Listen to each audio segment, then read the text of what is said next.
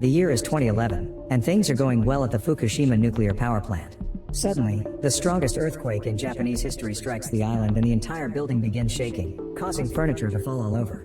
The workers in the control room announce an emergency shutdown, managing to cut off the power just in time. As soon as the earthquake ends, the workers immediately begin working on checking the unit status and bringing power back. In the city, Prime Minister Azuma decides to cancel today's meeting and lets the officials work on assessing the damage caused by the earthquake. At the headquarters of the power company TOPCO, Vice President Murakami announces that the main power plants are down and orders everyone to drop whatever they're doing to make restoring power the #1 priority. At the nuclear reactor buildings, employees are told to evacuate because of its tsunami warning. Led by Yoshida, they rush to the only isolated building, and on their way out, they notice how many people got hurt. In the control room, they discover that Unit 1 is losing pressure too fast as if it was overcooling, so they decide to close the valves per procedure. They also discover that water levels are dropping in Unit 4 and worry that something may be malfunctioning, so they send a few men to take a look. In the evacuation shelter nearby, people are rushing in, but they sometimes have to stop moving when the area gives an occasional shake. Furu drops his family there before leaving to help with the power issues even if it's his free day. At the power station, 3 workers finally go to check on Unit 4. While crossing the road, they suddenly notice some movement in the sea and are shocked to see a big tsunami incoming. The trio runs away as the giant wave hits the plant, pushing vehicles and crashing through windows. As the remaining workers run away, the trio enters the building of Unit 4 but barely makes it inside before water starts getting in as well. The building starts filling up and all the machines lose power, causing the workers to run in the dark. In the plant's assistance facility, 2 workers are going through the sealed corridors, and the power goes out right before they can go through the last door, so they get stuck. The tsunami is coming closer and the men try to kick the door, but it's reinforced and it won't give in. At that moment the wave crashes the building and breaks the glass, immediately covering one of the men. The other guy's corridor is filling up more slowly and he tries to keep his head above the water, but the wave is too strong and soon it's pushing him against the ceiling. Afterward the wave hits another generator, making the building lose power too. In the control room, they think the readings of the units are fine, and they don't notice the water running through the corridors on the security cameras. The nearby roads are jammed with traffic, and the plant buildings by the sea are now completely flooded. Suddenly, power goes out in the control room and they finally notice all generators are inactivated before the computer shuts down. In the Prime Minister's Cabinet Crisis Center in Tokyo, news arrived that an Article 15 alert to the government was sent by the plant without checking with TOPCO first. Murakami calls Yoshida to demand an explanation and learns that the plant is under blackout. Only the seismic isolated building has enough power from the gas turbine to keep a few lights on. They have no way to know if the reactors are in good condition or not, and Yoshida doesn't know how to proceed because no training scenario ever prepared for this. For now they'll continue reviewing the emergency manual and try to develop a response procedure. Soon the government makes a public announcement, saying that they haven't received reports of radioactive material affecting the outside, so people don't need to worry about safety. In the isolated building, the priority is to find a way to power the control room, so Yoshida sends his men to ask headquarters for mobile generators and to ask the self-defense force for fire trucks in case they have to cool the reactors with water from outside. In the control room, they decide to try using automobile batteries to activate the gauge, so while a man goes to look for some, they discuss the fact they'll have to open the valve to let water in order to cool the reactors. Back at the crisis center, Azuma declares a state of nuclear emergency, and this kind is a first in Japan. They confirm that the Nuclear Disaster Response Center has its access roads cut off and they have no power or internet signal. Their only communication means are 6 satellite phones. The Act on Special Measures Concerning Nuclear Emergency Preparedness states to immediately direct residents to evacuate, but now they'll have to discuss how to define the evacuation zone. Over another press conference, it's announced that there are no reports of radioactive material, so they won't be evacuating for now. In the control room, a man is sent to the roof to keep an eye on the waves so he can alert them if another tsunami comes. 2 other workers go to investigate housing units 1 and 2, walking through the darkness with their little flashlights until they make it to the doors that guard the nuclear reactor.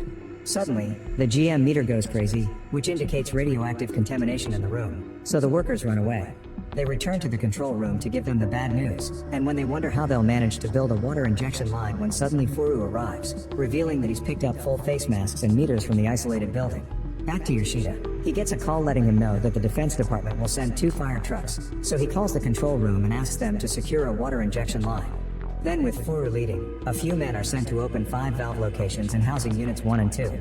The team carefully makes its way inside, finding mud everywhere and even a dead fish. When they finally make it to the door protecting the Unit 1 turbine, they open it and get scared when suddenly the entire structure starts shaking. Thankfully it stops quickly and nobody gets hurt. The team makes their way deeper inside, finding water leaking from many spots.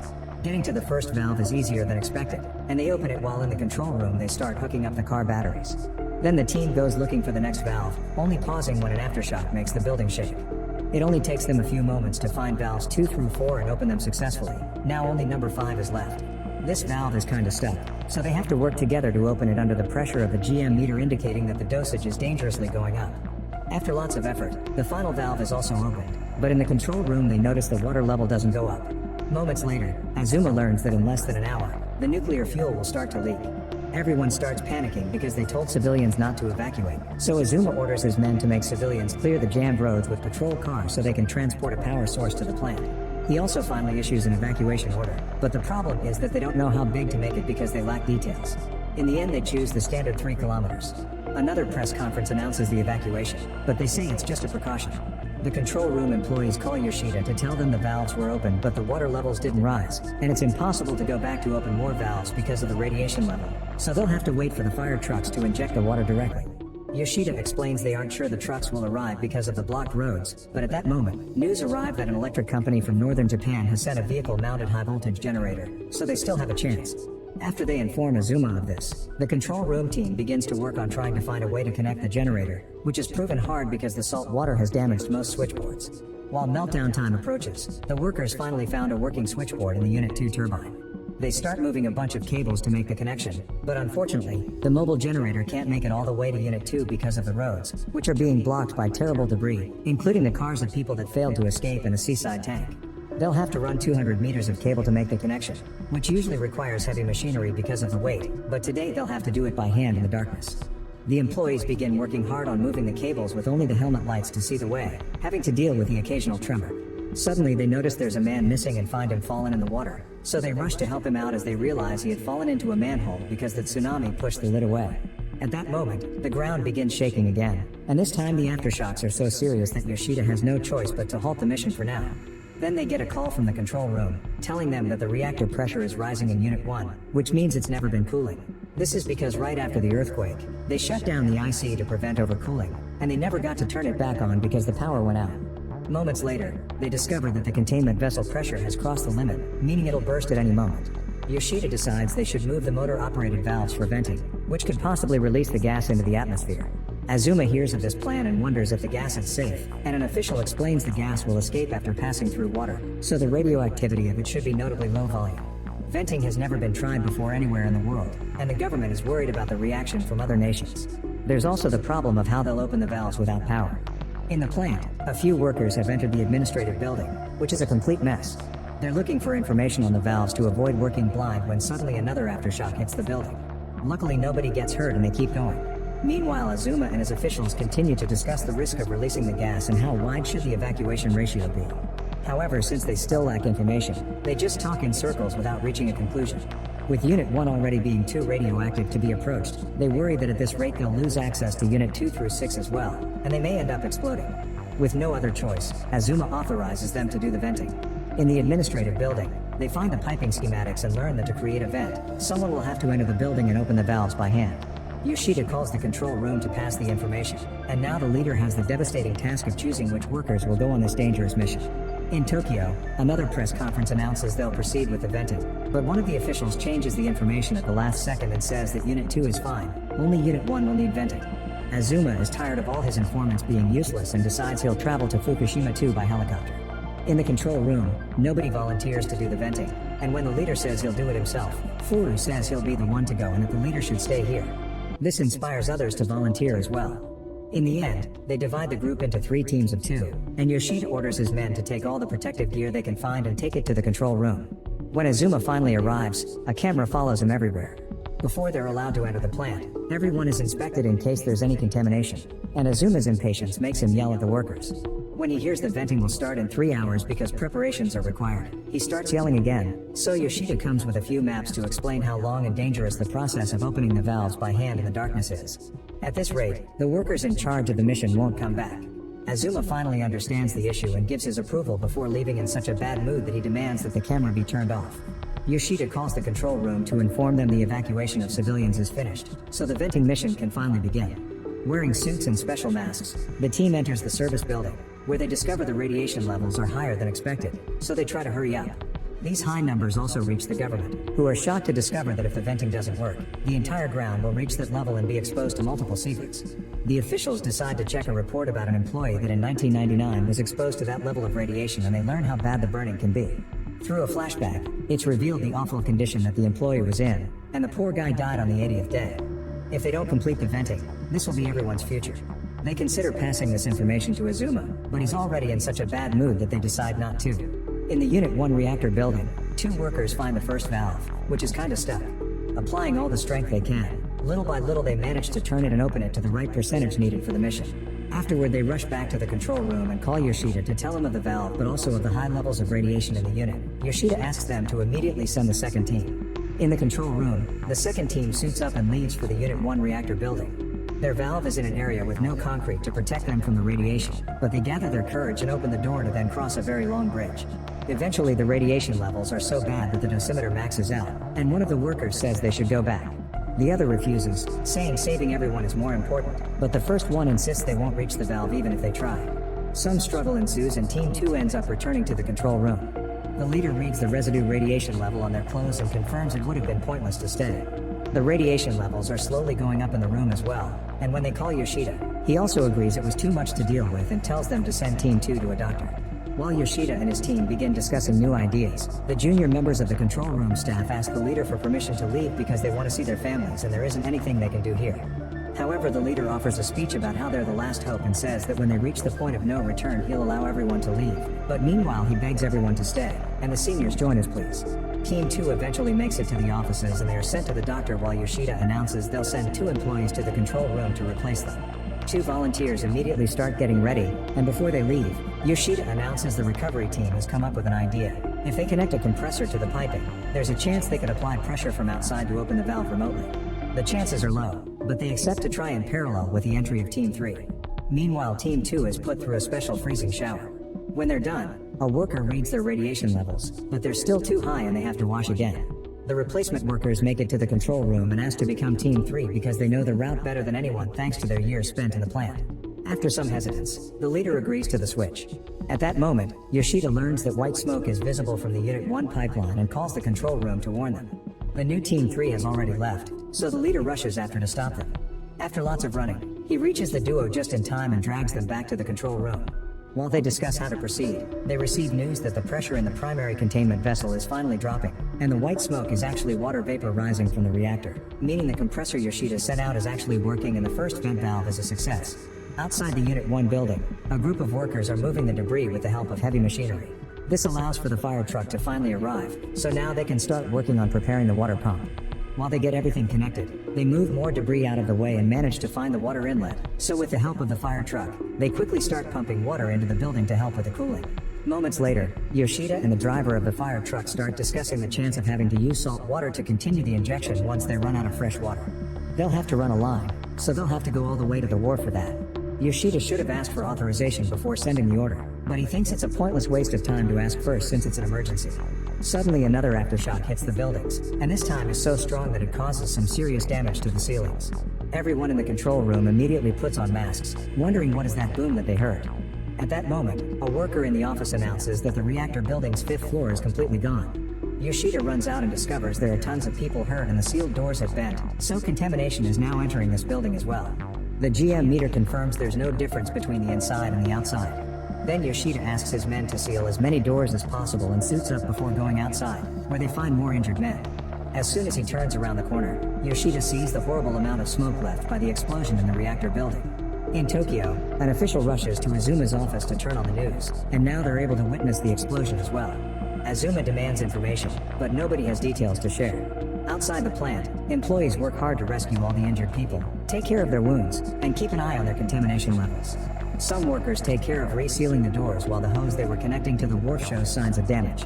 It seems the explosion didn't kill anybody, but the containment vessel is now exposed.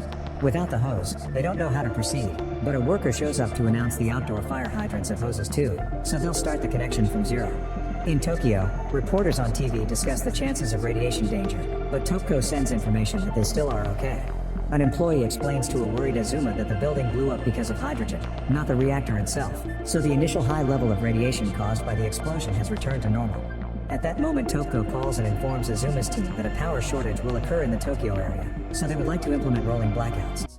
Outside the building, the workers use the GM meters to see what pieces of debris they can touch, which makes running the hose take too much time. Yoshida calls them and tells them about the backwash valve pit, which right now should still be flooded from the tsunami. It's closer than the wharf, so they'll throw the hose there instead. Moments later, Azuma receives news that the containment vessel pressure is rising again, and that's why the plant is planning to use salt water.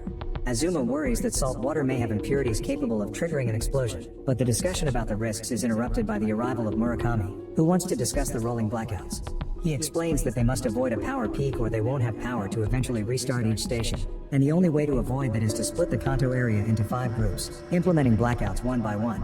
While they argue over the dangers of leaving hospitals and people on life support without power, an official calls Yoshida to tell him to stop the salt water plan, but Yoshida refuses. The other officials tell Topco to go ahead with the rolling blackouts, but if somebody dies, it'll be their responsibility. The news reached the Topco headquarters, and since they don't want to be charged with murder, they'll cut power to their high-demand clients to adjust. Then Topco calls the plant to stop the plan, and after a long argument, Yoshida has no choice but to suspend all salt water injection and move the hose to the little fresh water left. However, the workers are still pumping salt water because this was part of the plan. Yoshida had only been acting for Topco. After a few seconds of pumping, the water level rises and the mission works out.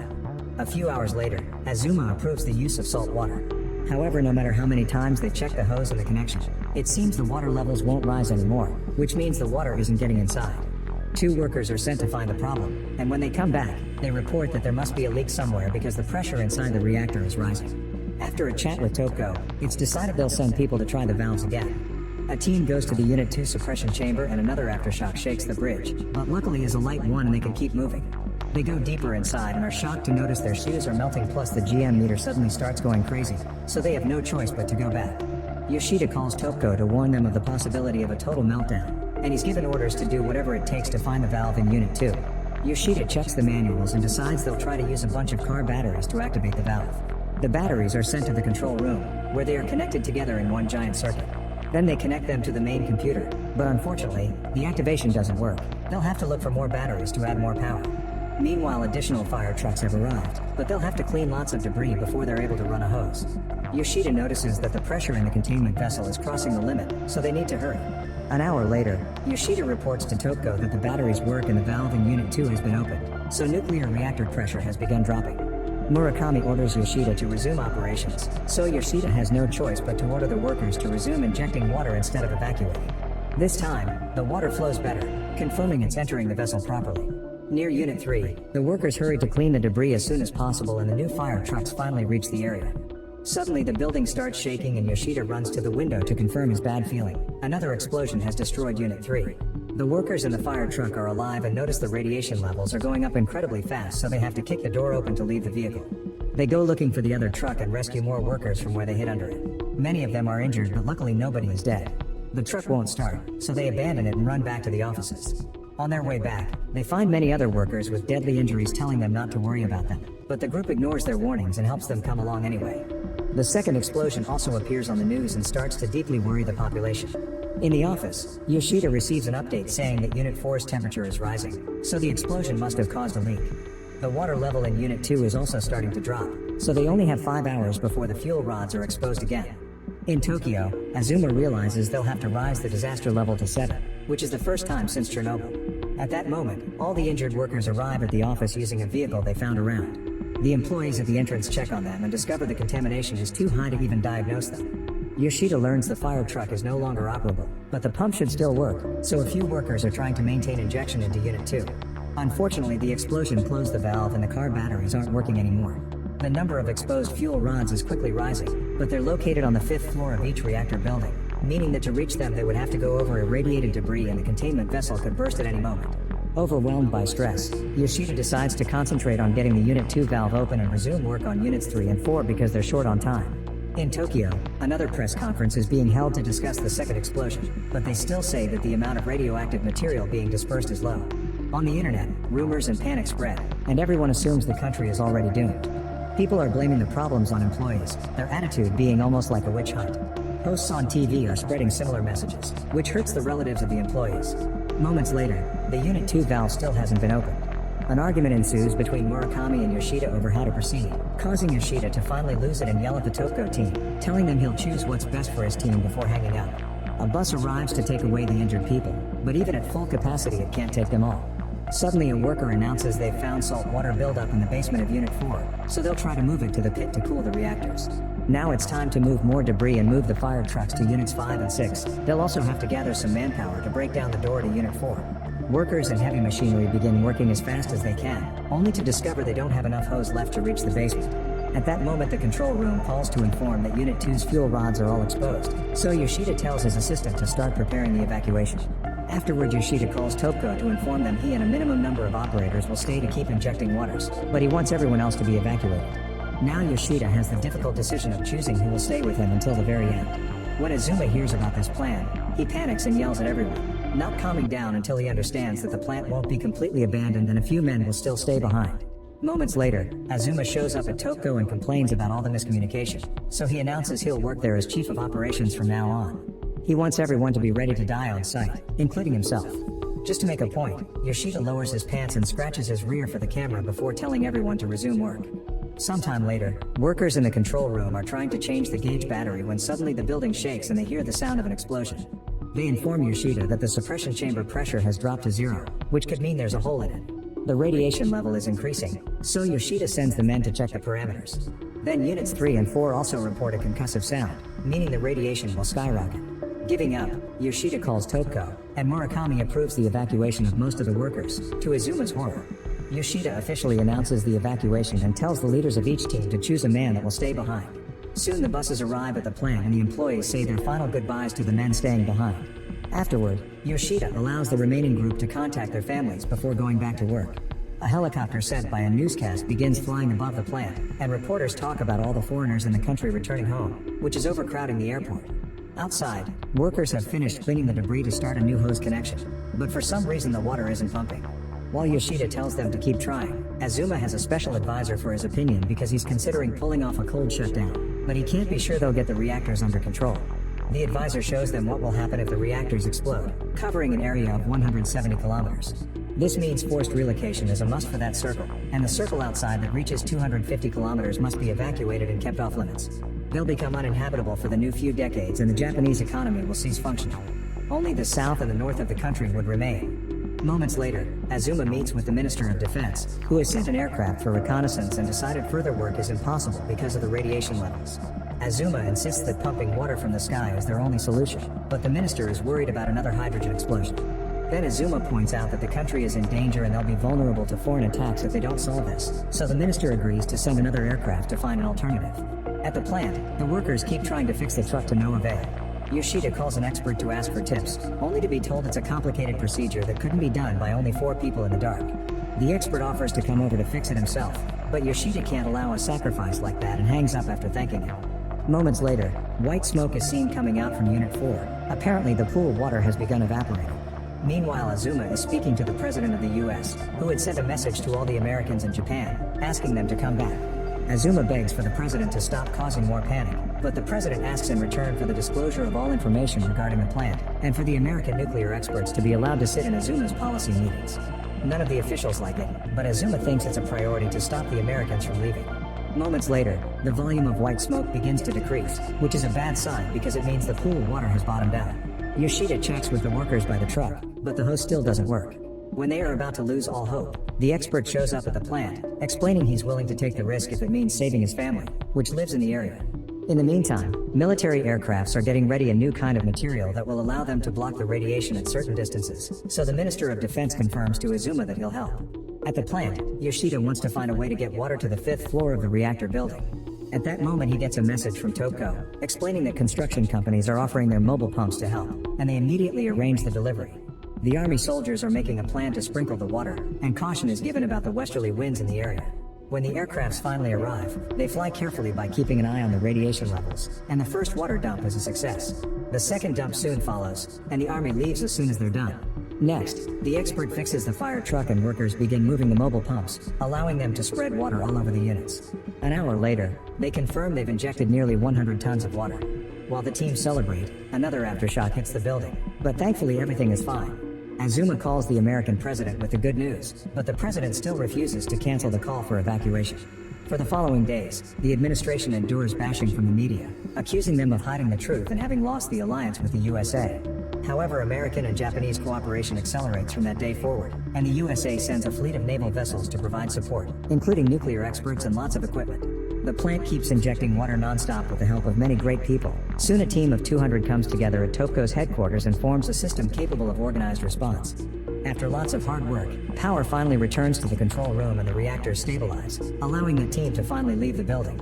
To this day, they still aren't sure why the reactors stabilized so easily after losing control. Days later, it's confirmed only 2 people have died in the incident, and the bodies are sent to the families for a proper funeral. However, their co-workers can't attend because they still are working non-stop on cooling the units. All this began on March 11th, and by April they're still there. The power plant is being dismantled, which requires as many years or even more than it took to build it. 6 years later in 2017, there still is a high volume of unused nuclear fuel remaining in the reactors, and no human can approach it. Numbers indicate that the levels are even higher than in Hiroshima. By 2019, they finally learned that they can move the most dangerous debris, but they don't know where to store it. They don't know how long it'll take to decommission the reactors either, and the residents that used to live in the area have already abandoned their dwellings. Thousands of houses are left empty, domestic livestock lost their owners and all perished, but wild animals seem livelier than ever because they're reclaiming their habitat. After the incident, cancer took Yoshida's body, most probably because of radiation poisoning, although Yoshida thinks it was his smoking. He's also put under investigation by a committee, but what matters the most to Yoshida is to pass this story to future generations. In 2013, Yoshida dies at the age of 58 and his story is published under the title The Yoshida Testimony. Now in 2023, the aftermath of the incident is still unresolved and the work of decommissioning continues to this day. Make sure to subscribe and turn on notifications so you can watch more videos like this. Thanks for watching.